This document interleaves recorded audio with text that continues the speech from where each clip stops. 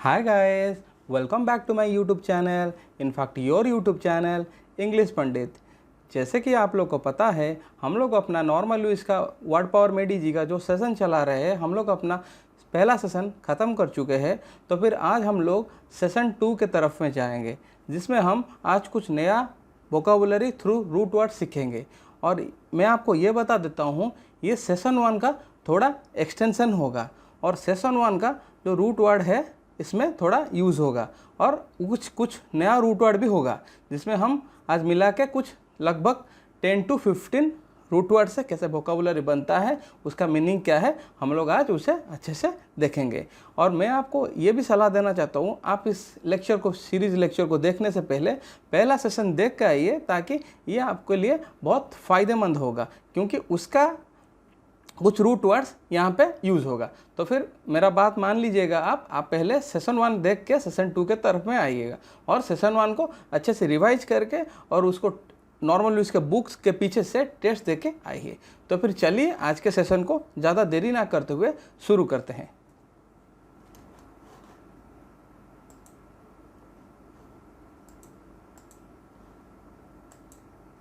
देखिए, आप लोग देख सकते हैं पहला वर्ड क्या है, ईगो, जिसका मीनिंग हम लोग कल पढ़ चुके हैं। ईगो का मतलब क्या है, ईगो इटसेल्फ एक रूट वर्ड है, जिसका मतलब क्या है, सेल्फ या आई होता है। अगर इसका मीनिंग हम लोग जानने की कोशिश करें, क्या होता है, ईगोइस्ट क्या होता था, आपका जो सेल्फ इंपोर्टेंस देता था, और ईगो क्या होता है, one's concept of oneself, मतलब उसको ही, मतलब एक आदमी को उसको ही चाहिए, मतलब वो सिर्फ अपने आप को ही इंपोर्टेंस देता है, दूसरों का कोई उसको लेना देना नहीं है। मतलब ईगो मतलब सेल्फ की तरफ उसका सेल्फ एडवांसमेंट या उसका ही कंसेप्ट, मतलब उससे ही लेना देना है, दूसरों से कोई लेना देना नहीं है। तो आप इस ईगो का मीनिंग ये मान सकते हैं, यानी कि ईगो मतलब क्या है, one's concept of oneself. I hope आपको ये वर्ड समझ में आ गया होगा, क्योंकि मैं इस वर्ड को, इस रूट वर्ड को पहले सेशन में आपको सिखा चुका हूँ। ठीक है, तो फिर चलिए हम लोग नेक्स्ट वर्ड पे चलते हैं। नेक्स्ट वर्ड क्या है, मैंने बोला था जैसे ये एक्सटेंशन होगा पहले सेशन का।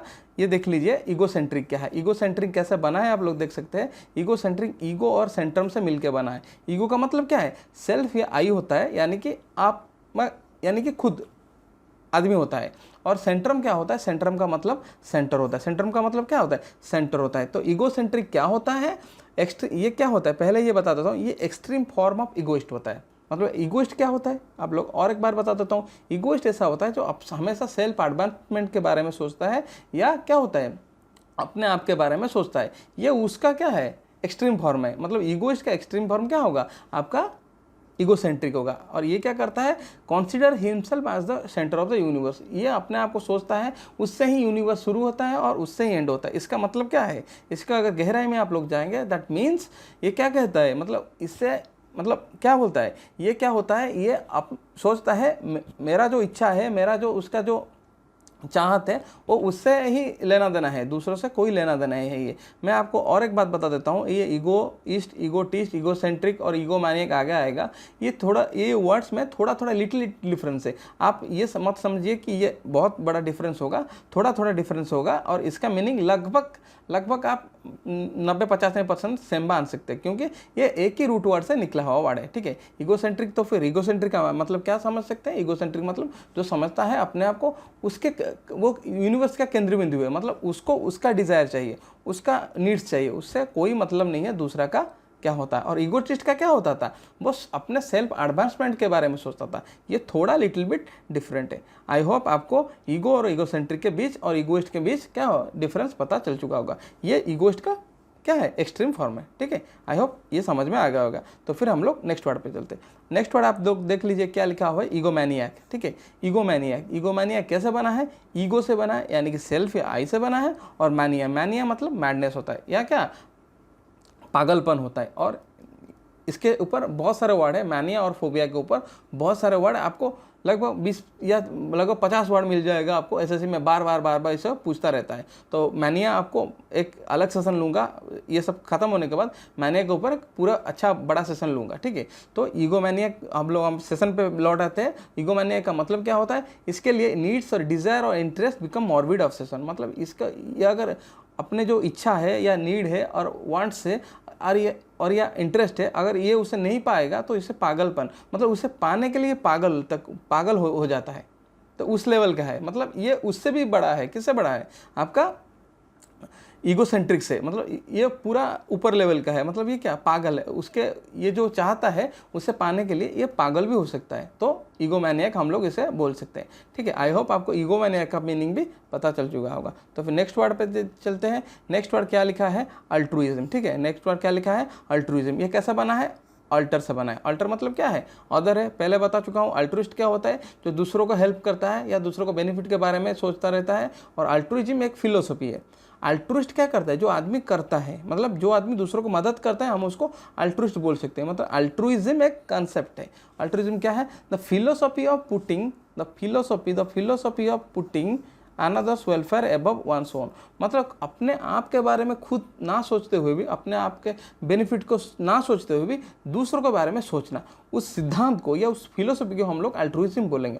और उसको जो निभाता है या उसको जो काम करता है, उसको जो इम्प्लीमेंट करता है, उसको क्या बोलेंगे? अल्ट्रुइस्ट बोलेंगे। आई होप आपको अल्ट्रुइज्म और अल्ट्रुइस्ट के बीच डिफरेंस पता चल चुका होगा। तो अल्ट्रुइज्म क्या है? एक फिलोसफी है, यानी कि दूसरों को मदद करना। ठीक है, और जो मदद करता है उसको हम लोग क्या बोलेंगे? अल्ट्रुइस्ट बोलेंगे। आई होप अल्ट्रुइस्ट और अल्ट्रुइज्म को बीच आप डिफरेंस पता आपको चल चुका होगा। तो फिर हम लोग नेक्स्ट वर्ड पे चलते हैं। नेक्स्ट वर्ड क्या है? अल्ट्रुइस्टिक। ये भी अल्टर से बना है। अल्ट्रुइस्टिक अल्टर से बना है। क्या है? अल्टर का मतलब अदर है। तीनों वर्ड हम लोग देख चुके हैं। ये क्या होता है? One who interested in the welfare of others. ये क्या करता है? दूसरों को मदद करने के लिए इंटरेस्टेड रहता है। वो अल्ट्रुइस्ट क्या करता है? दूसरों को मदद करता है। ठीक है, और अल्ट्रुइस्टिक क्या होता है? मदद करने का इंटरेस्ट होता है। और अल्ट्रुइज्म क्या होता है? एक फिलोसफी होता है, यानी कि दूसरों को मदद करना चाहिए जैसा एक फिलोसफी होता है। तो तीनों वर्ड थोड़ा थोड़ा लिटिल बिट डिफरेंट है, आप लोग उसको अच्छे से सुनिए। ठीक है, अल्ट्रुइस्ट क्या होता है? दूसरों को मदद करता है। अल्ट्रुइज्म क्या होता है? एक फिलोसफी होता है। और अल्ट्रुइस्टिक क्या होता है? जो दूसरों को मदद करने के लिए क्या होता है? इंटरेस्टेड होता है। और इसका क्या करता है? Actions look towards the benefit of others. ये क्या करता है? दूसरों को मदद करने के लिए इसका एक्शन होता है। मतलब ये जो काम करता है दूसरों को मदद करने वाला काम जैसा होता है। ठीक है, आई होप अब तीनों वर्ड में डिफरेंस पता चल चुका होगा। तो फिर हम लोग नेक्स्ट वर्ड पे चलते हैं। नेक्स्ट वर्ड क्या लिखा है? नेक्स्ट वर्ड देख लीजिए, अल्टरनेट। अल्टरनेट कैसा बना है? ऑल्टर से बना है। ऑल्टर का मतलब क्या है? अदर, यानी कि दूसरा। ठीक है, और ये क्या है? टेक, इसका मतलब टेक वन स्कीप वन। मैं आपको एक सिंपल एग्जांपल दिखा के बता सकता हूँ अल्टरनेट क्या चीज़ है। सपोज मान लीजिए, अभी देखिए अब क्या चल रहा है गवर्नमेंट एम्प्लॉयज़ के लिए या किसी भी मतलब एक एम्प्लॉय जनरेशन या एम्प्लॉयमेंट के लिए गवर्नमेंट का कोविड की वजह से या कोरोना की वजह से क्या रूल आया था कि आप अल्टरनेट डेज पे ड्यूटी मतलब ज्वाइन कीजिए। यानी कि अगर एक एम्प्लॉय का मंडे उसका ड्यूटी होता है तो उसका ट्यूसडे ऑफ रहेगा, और फिर उसको बाद में क्या होगा? उसे वेडनेसडे आना पड़ेगा, और थर्सडे उसका ऑफ रहेगा। उसके बाद उसका क्या है? फ्राइडे उसको ड्यूटी में ज्वाइन करना पड़ेगा। दैट मीन्स उसने क्या किया? एक लिया, मतलब टेक वन, इसे छोड़ा, और देखिए सॉरी, इसने इसको इस दिन ज्वाइन किया, इस दिन ज्वाइन किया, इस दिन ज्वाइन किया, इस दिन मतलब ट्यूसडे को छोड़ा और थर्सडे को छोड़ा, मतलब एक के बाद एक आया, मतलब एक लिया, एक छोड़ा, एक लिया, एक छोड़ा। That means take one skip one. उसने इसे टेक किया, इसे स्कीप किया, इसे टेक किया, इसे स्कीप किया, उसके बाद इसे टेक किया। दैट मीन्स एक दिन छोड़ के या एक छोड़ के दूसरा। ठीक है, अगर आप सैटरडे को मतलब हर और अल्टरनेट सैटरडे को खेलने या संडे को खेलने जाते हैं, दैट मीन्स अगर 1 तारीख को आप जाओगे संडे को खेलने के लिए, दूसरा आप 8 तारीख को छोड़ना पड़ेगा, फिर 15 तारीख को आप खेलने जा सकते हो। तो आप ऐसे मान सकते हो, take one skip one. I hope आपको ये अल्टरनेट के मीनिंग अच्छे से समझ में आ गया होगा। ठीक है, और उसके बाद क्या है? अल्टरनेटिव। अल्टरनेटिव कैसे बना है? ये भी अल्टर से बना है, जिसका मतलब क्या है? ऑदर है। अल्टरनेटिव क्या है? ऑदर है। इसका मीनिंग क्या है? ए चॉइस और एन ऑप्शन। ठीक है, अल्टरनेटिव क्या है? एक चॉइस है और एक ऑप्शन रहेगा, आपके पास एक अल्टरनेटिव रहेगा। मतलब क्या है? सपोज मान लीजिए मैं इस पेन से लिख रहा हूँ, मैं इस पेन से लिख रहा हूँ, आपको दिखा रहा हूँ डिजिटल पेन से। अगर ये मेरा ख़राब हो जाए, मेरे पास और एक है, तो वो मेरा अल्टरनेटिव है। ये अगर ख़राब हो जाए मैं दूसरा से यूज़ कर सकता हूँ। ठीक है, इसको बोलेंगे अल्टरनेटिव। और अल्टरनेट क्या है? एक छोड़ के एक छोड़ के उसका बाद लगे और उसके बाद एक छोड़ के, तो और अल्टरनेटिव क्या है? इसका रिप्लेसमेंट। ठीक है, आई होप अल्टरनेट और अल्टरनेटिव के बीच आपका डिफरेंस पूरा क्लियर हो गया होगा। तो फिर हम लोग नेक्स्ट वर्ड पे चलते हैं। नेक्स्ट वर्ड हमारा क्या है, ऑल्टरेशन। ठीक है, ऑल्टरेशन ये भी ऑल्टर से बना है, इसका मीनिंग ऑदर है, ऑल्टर मीनिंग ऑदर है। और ये क्या बोलता है, ए मेकिंग इनटू समथिंग अदर, मतलब एक चीज़ को दूसरा चीज़ बनाना। ठीक है, अल्टरेशन क्या है, एक चीज़ को उसको क्या करें, दूसरा चीज़ बनाना। जैसे कि make changes to the original thing. ठीक है, make changes to the original thing, आपके पास ओरिजिनल कुछ चीज़ होगा, आप उसको अगर चेंज करके कुछ और करते हैं, उसको हम लोग अल्टरेशन बोलेंगे। जैसे कि इसके लिए भी मैं आपके पास एक जनरल लाइफ का सिंपल एग्जांपल देता हूँ। मान लीजिए आप लोग एक मार्केट जाते हैं और आपके लिए नया जीन्स पैंट खरीदते हैं। ठीक है, क्या खरीदते हैं, आपके लिए जीन्स पैंट खरीदते हैं। उसको क्या करते हैं, सपोज मान लीजिए आपका लेंथ बड़ा है, जैसे कि हमेशा बड़ा पैंट्स आते हैं, मतलब वेस्ट के हिसाब से आपने पैंट खरीद लिया और मगर लेंथ बड़ा होगा, तो आप क्या करते हैं, उसको टेलर या दर्जी के पास लेते हैं उसका पैर काटने के लिए, तो उसको क्या बोलेंगे, अल्टरेशन बोलेंगे, क्योंकि उसने ओरिजिनल थिंग को या आपने ओरिजिनल पैंट जो खरीदा था उसको काट के उसे अल्टर किया। ठीक है, तो फिर हम लोग इसे अल्टरेशन मान सकते हैं। आई होप आपको ये अल्टरेशन का मीनिंग समझ में आ गया होगा। अल्टरेशन का मतलब क्या है, एक ओरिजिनल थिंग को दूसरा थिंग बनाना, उसको काट के या किसी भी चेंजेस, लिटिल बिट चेंजेस लाना, तो उसको हम लोग अल्टरेशन बोलेंगे। आई होप ये वर्ड भी आपको समझ में आ गया होगा। हम लोग तो फिर नेक्स्ट वर्ड पे चलते हैं। नेक्स्ट वर्ड क्या है, अल्टरकेशन। ये वर्ड भी अल्टर से आया है, जिसका मतलब क्या है, ऑदर है। ये वर्ड भी अल्टर से आया है, जिसका मतलब ऑदर है। और इसका मीनिंग क्या है, अल्टरकेशन का मतलब वर्बल डिस्प्यूट, मतलब मुंह से झगड़ा करना। ठीक है, वर्बल डिस्प्यूट, दोनों के बीच झगड़ा होना। और इसको क्या बोलेंगे, एक हीटेड आर्गूमेंट होता है, मतलब ये स्ट्रॉन्गर देन क्वारल होता है। मतलब ये सिर्फ छोटा मोटा झगड़ा पे इस वर्ड का यूज नहीं किया जाता। इसका जब हम लोग एक्सटेंसिव झगड़ा करते हैं या बहुत बड़ा झगड़ा होता है और हीटेड आर्गूमेंट दोनों के बीच होता है, तो उसे हम अल्टरकेशन बोलते हैं। और आप ये भी जान लीजिए अल्टरकेशन क्यों होता है, मतलब झगड़ा क्यों होता है।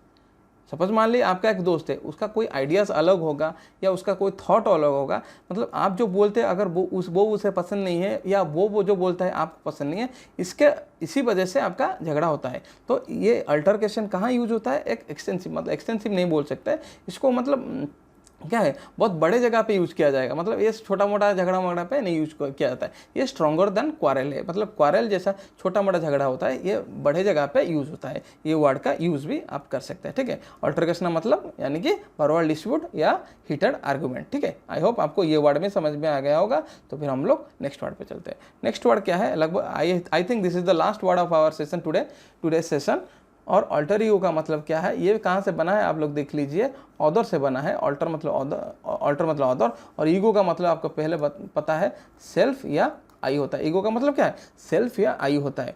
और ये दोनों वर्ड मिलके आपका अल्टर ईगो बना है। अल्टर ईगो का मतलब तो फिर क्या है, वंस अदर सेल्फ, यानी कि आपका दूसरा कोई, मतलब वंस अदर सेल्फ, मेरे जैसा कोई और, या कोई उसके पास कोई गुण होगा, या कोई मेरे जैसा थॉट करने वाला होगा, मेरे जैसा क्या, मैं जो जैसा सोचता हूँ वैसा होगा, या मेरे जैसा कोई दिखने वाला होगा। हम लोग उसी जगह पे अल्टर ईगो का यूज़ कर सकते हैं। That means one's other self. और इसे अगर हम लोग डीप में जाएंगे, इसे जानने की कोशिश करेंगे, अल्टर ईगो का मतलब क्या है, mirror image of each other, मतलब यानी कि मेरा कोई मिरर इमेज होगा। कैसा होगा, जैसे कि मेरा इमेज कैसा कोई दूसरा हो सकता है, जो मेरे जैसा सोचता होगा, या मेरे जैसा दिखता होगा, या मेरे जैसा क्या होगा, उसका हाव भाव होगा, या बिहेवियर होगा, या एटीट्यूड होगा। हम लोग उसी जगह पे अल्टर ईगो का यूज कर सकते हैं। अल्टर ईगो का मतलब क्या है, वंस अदर सेल्फ, यानी कि क्या है, मिरर इमेज।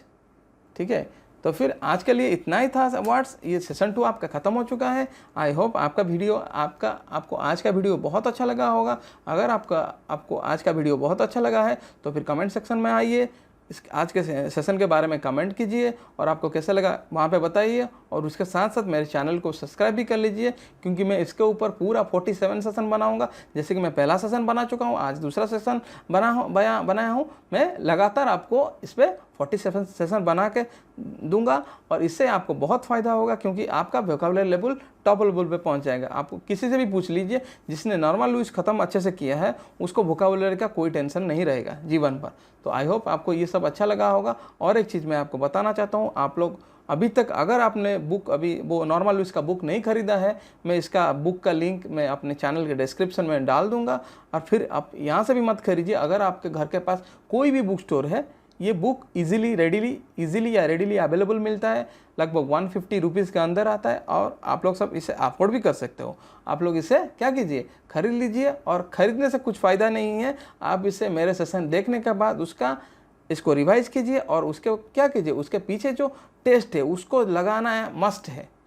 नहीं तो ये अगर 75% मैं पढ़ा रहा हूँ वहाँ पे 25%, या अगर मैं 50% पढ़ा रहा हूँ वहाँ पे 50% एफर्ट आपको लगाना है, तो फिर आपका वोकैबुलरी इंप्रूव होगा। आप ये नहीं कह सकते सिर्फ मैं जो पढ़ा दूंगा आपके लिए इफेक्टिव रहेगा। और मैं जैसे पहले सेशन में आपको बता चुका हूँ, इसका एक अलग कॉपी कीजिए, कॉपी पे नोट डाउन कीजिए, ठीक है, आपको इंटरेस्ट रहेगा, ठीक है। आई होप आपको आज का सेशन ठीक ठाक लगा। तो फिर चलिए आज के सेशन को एंड करते हैं। तब तक स्वस्थ रहिए, घर में रहिए और पढ़ते रहिए।